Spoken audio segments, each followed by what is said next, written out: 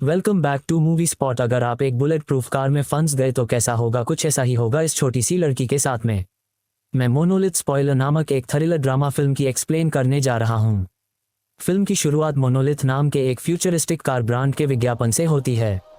विज्ञापन के प्रस्तुतकर्ता का कहना है कि कार को दुनिया की सबसे सुरक्षित कार के रूप में सम्मानित किया गया है और इसमें कई अनूठी सुरक्षा विशेषताएं हैं। उनका दावा है कि कार बेहद आधुनिक है और इसमें कई विशेषताएं हैं जैसे bullet proof glass, bullet proof tyre, 5 star rating और इसके सवारों को हर संभव चोरी और क्षति से सुरक्षित रखने के लिए कार के अंदर रहते हुए सभी सुविधाओं को नियंत्रित करने के लिए एक आंख से जुड़े स्मार्टफोन ऐप का उपयोग किया जाता है। लिलिथ नामक एक आभासी सहायक कार के यूजर इंटरफेस के साथ बातचीत करने में मदद करता है। अगले दृश्य में हम देखते हैं कि एक माँ अपने बच्चे को उसी एक कार के अंदर ले जाती है और सहायक लिलिथ से बात करते हुए अपनी दादी के घर जाती है। हमें पता चलता है कि माँ का नाम सेंड्रा है और उनके 2 साल के बेटे का नाम डेविड है। उनके पति कार्ल एक पायलट हैं जो अपने व्यस्त कार्यक्रम के कारण उनके साथ शामिल नहीं हो सके। कार इतनी उन्नत है कि यह वाहन के अंदर यात्रियों के वजन का भी पता लगा सकती है। बाद में कार्ल उन्हें फ़ोन करता है और उन्हें सूचित करता है कि वह अपनी ड्यूटी के बाद सेंट्रल एयरपोर्ट पर है और उन्हें बहुत याद करता है। तभी कोई दरवाज़ा खटखटाता है और कार्ल अलविदा कहता है और चला जाता है। इस बीच डेविड उधम मचाने लगता है, इसलिए सेंड्रा ने उसे अपने कब्जे में रखने के लिए अपने स्मार्टफोन में हाथ डाला। शांत हो जाओ डेविड और अपने डीएमएस की जांच करें। कुछ समय बाद सेंड्रा सड़क के किनारे गैस स्टेशन पर रुक जाती है। वह फिर डेविड को वॉशरूम के अंदर ले जाती है और उसके डायपर बदल देती है, जबकि कुछ लड़कियां हंसती हुई दिखाई देती हैं। गैस स्टेशन में एक सुपरमार्केट भी है जहां सेंड्रा काउंटर पर भुगतान करते समय अपने बेटे को उसका पसंदीदा नाश्ता खरीदती है। सेंड्रा ने नोटिस किया कि कोई उनकी कार के बाहर सेंध लगाने की कोशिश कर रहा है। चिंतित होने के बजाय वह बस अपना स्मार्टफोन निकालती है और स्मार्ट ऐप का उपयोग करके वाहन को लॉक कर देती है। जैसा कि सेंड्रा स्थिति का निरीक्षण करने में व्यस्त है, उसे यह भी ध्यान नहीं है कि डेविड उससे अलग हो गया है। जब उसे पता चलता है कि डेविड खो गया है, वह चिल्लाती है और सुपरमार्केट के आसपास उसे ढूंढती है। वह बाहर भागती है और एक अजनबी को भी बुलाती है, यह मानते हुए कि डेविड उसके साथ है। जब तक वह डेविड को उन्हीं 3 महिलाओं के साथ नहीं पाती जिनसे वह पहले वॉशरूम में मिली थी, वह पूरी तरह से डरी हुई लगती है। सेंड्रा तुरंत डेविड को अपनी कार में बिठा लेती है और वोल्ट मोड सुविधा को सक्रिय कर देती है। यह उसे बाहर क्या हो रहा है से अलग कर देता है और वह अंततः गैस स्टेशन छोड़ने के बाद राहत की सांस लेती है। सेंड्रा को अभी भी एक लंबी दूरी तय करनी है जब तक कि वे अपनी सास के घर नहीं पहुंच जाती। लंबी सवारी के कारण सेंड्रा ऊब महसूस करती है और अपने बचपन की दोस्त जेसा को उसकी जांच करने के लिए बुलाने का फैसला करती है। जेसा कॉल रिसीव करती है और उसे बताती है कि वह सेंट्रल एयरपोर्ट के पास एक होटल में है। वह यहाँ तक देती है कि वह कार्ल के साथ होटल में ठहरी हुई है। सेंड्रा अपने दोस्त के अपने पति के साथ संबंध होने के खुलासे से तबाह हो जाती है। वह इतनी निराश हो जाती है कि प्रवेश द्वार पर पहुंचकर अपनी सास के घर में घुसने की भी जहमत नहीं उठाती। वह कार्ल को फोन करना जारी रखती है, लेकिन वह नहीं उठाता और झूठ से तंग आकर व्यस्त होने का नाटक करता है। सेंड्रा मामलों को अपने हाथों में लेने का फैसला करती है और इसलिए केंद्रीय हवाई अड्डे पर कार्ल को खोजने की उसकी यात्रा है। लॉस एंजल्स में उसके रास्ते में एक बोर्ड दिखाता है कि लॉस एंजल्स की दूरी लगभग मील है। थोड़ी देर बाद लिलिथ स्मार्टे आई। उल्लेख है कि मुख्य राजमार्ग पर एक गंभीर दुर्घटना हुई है जो उन्हें धीमा कर देगी। वह फिर सुझाव देती है सेंड्रा बाईपास रोड अपनाएं जिससे उनका बहुत समय बचेगा। हालांकि AI यह भी उल्लेख करता है कि मार्ग सुनसान है और मुश्किल से कोई यात्री है।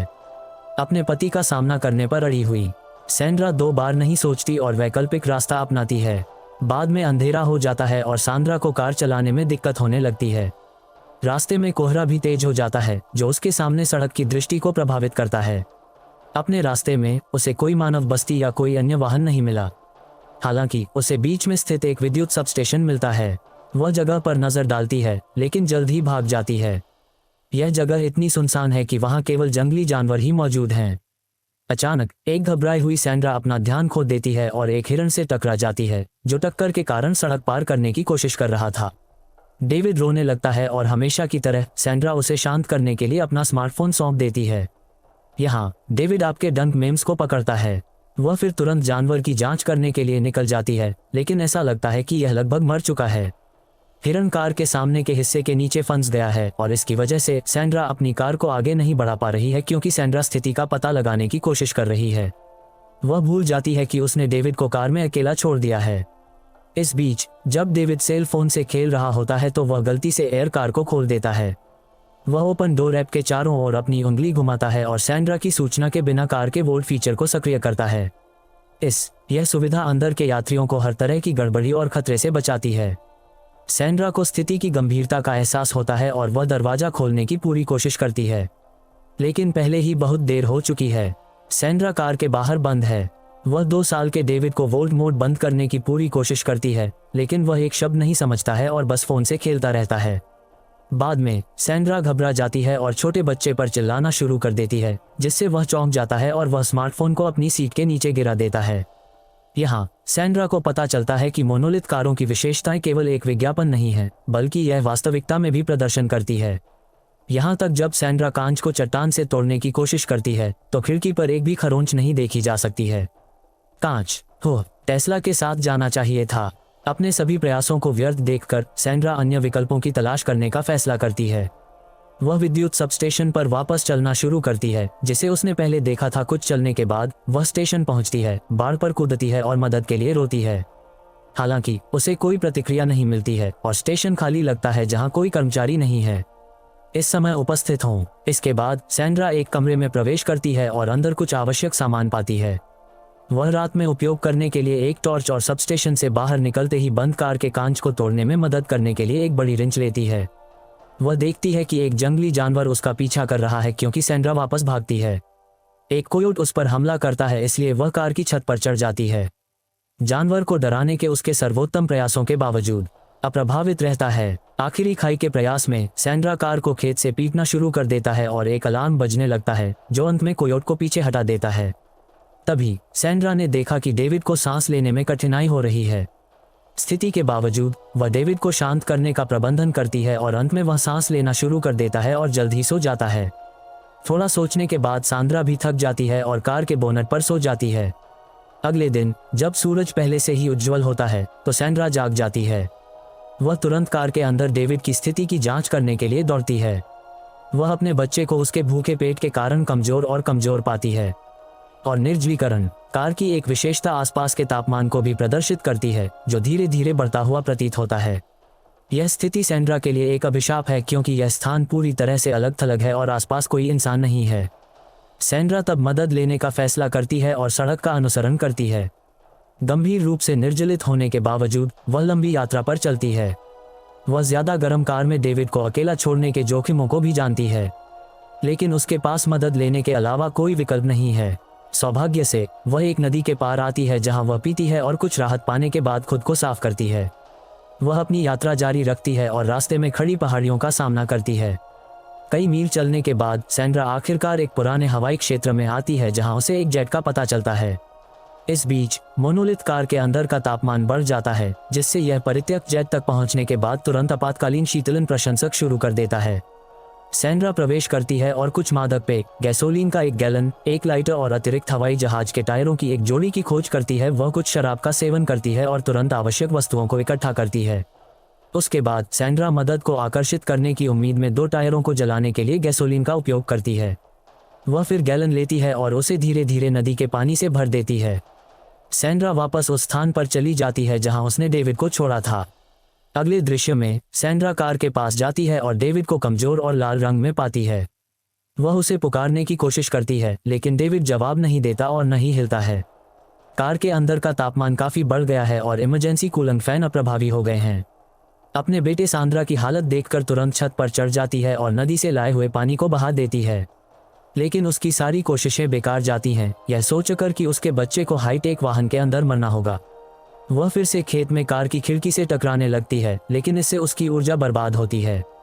बाद में सैंड्रा इस उम्मीद में कार के बाहर आग जलाने की कोशिश करती है कि सेंसर धुएं का पता लगा लेंगे और खिड़कियां खोल देंगे, लेकिन ऐसा कुछ नहीं होता है। इसके बजाय धुएं को अंदर जाने से रोकने के लिए आपातकालीन शीतलन पंखा चलना बंद कर देता है। थका हुआ सैंड्रा जमीन पर गिर जाती है और उसे और काल को दुर्घटना के दृश्य का दौरा करते हुए देखा जाता है। 1 वर्ष बाद वहां उसे अपनी गलतियों का एहसास होता है और वह अभी भी डेविड की मौत के लिए काल को दोषी ठहराती है। कुछ समय बाद वह एक शोर के लिए जागती है और यह सब उसका सपना देखती है। स्थिति को और खराब करने के लिए कल रात की कोयोट फिर उसके सामने आ जाती है। सैंड्रा इससे छिपने का फैसला करती है और कार की छत पर चढ़ने की कोशिश करती है। लेकिन चून की कार का तापमान बहुत अधिक है, इसलिए वह वहां नहीं रह सकती और इसके बजाय कार के नीचे फिसल जाती है।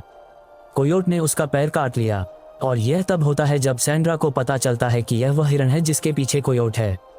जैसे ही कोयोट हिरन को बाहर निकालता है, कार पीछे की ओर लुढ़कने लगती है।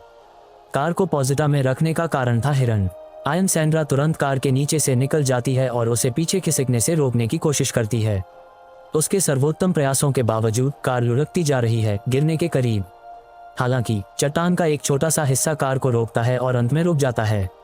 जैसे ही सैंड्रा चट्टान से घूरती है, उसे वह कार्टून याद है जो उसने पहले गैस स्टेशन पर देखा था जहां हीरा प्राप्त किया गया था। तिजोरी तोड़ने के बाद वह फिर दरवाजे खोलने के लिए कार को नीचे धकेलने की सोचती है। सैंड्रा इस तथ्य से अच्छी तरह वाकिफ है कि उसकी योजनाओं के परिणाम हो सकते हैं, लेकिन उसके पास कोई अन्य विकल्प नहीं बचा है और वह इसके साथ जाने का फैसला करती है। वह खेत को पकड़ लेती है और चट्टान को तोड़ना शुरू कर देती है, जो सफलतापूर्वक चट्टान को हटाने के बाद टायर को रोक रही थी। सैंड्रा जानबूझकर कार को चट्टान से नीचे धकेलती है और बच्चा अंदर ही रहता है क्योंकि कार हवा में फेंकी जाती है। यह अंदर बना हुआ है। वह काम करना शुरू कर देती है और तुरंत महसूस करती है कि कार ऊंचाई से गिर रही है। डेविड को कोई नुकसान पहुंचाए बिना सीधे गिरने के गुरुत्वाकर्षण दबाव का अध्ययन करते हुए कार की विशेषताएं काम करती हैं और इसके संतुलन को बदल देती हैं। चूंकि कार को दुर्घटना के समय वोल्ट मोड को निष्क्रिय करने के लिए डिजाइन किया गया था ताकि बचाव दल को अंदर आने दिया जा सके, जैसे ही कार जमीन से टकराती है, दरवाजे अंततः खुल जाते हैं। सैंड्रा चट्टान से नीचे उतरती है और उसके पास जाती है।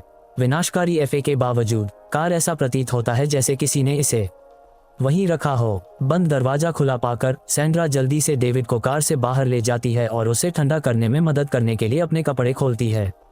डेविड की कमजोर स्वास्थ्य स्थिति को देखकर सैंड्रा ड्राइव करने के लिए सैंड्रा के कार में बैठने से पहले जितनी जल्दी हो सके जगह से बाहर निकलने का संकल्प लेती है। लिलिथ की मदद से पूरा सिस्टम फिर से शुरू हो जाता है। सैंड्रा कार को चरम ऑफ रोड मोड में सेट करती है और उसके सामने चट्टान पर चढ़ना शुरू कर देती है। ऐसा प्रतीत होता है कि कार बहुत ही विपरीत परिस्थितियों के लिए बनाई गई है और आसानी से खड़ी चट्टान को पार कर जाती है। चमत्कारिक रूप से सैंड्रा अपने चुने हुए रास्ते पर पहुंचती है और अस्पताल के लिए रवाना होती है। फिल्म के अंतिम दृश्य में हम सैंड्रा और डेविड को अस्पताल पहुंचते हुए देखते हैं। डेविड को सैंड्रा के बगल में अस्पताल के बिस्तर पर रखा गया है और कई ट्यूबों से जुड़ा हुआ है। सैंड्रा डेविड के बारे में तब तक चिंतित लगती है जब तक कि वह अपनी आंखें नहीं खोलता और पहली बार उसे मां नहीं कहता। फिल्म समाप्त होती है क्योंकि सैंड्रा अपने बेटे द्वारा उसे बुलाए जाने से प्रसन्न होती है। सैंड्रा ने बहुत कम किया। अब डेविड कार से बात कर रहा था। ऐसे ही और वीडियो के लिए सब्सक्राइब करें, सूचनाएं चालू करें और चैनल की मदद करने के लिए एक लिंक छोड़ें। देखने के लिए धन्यवाद।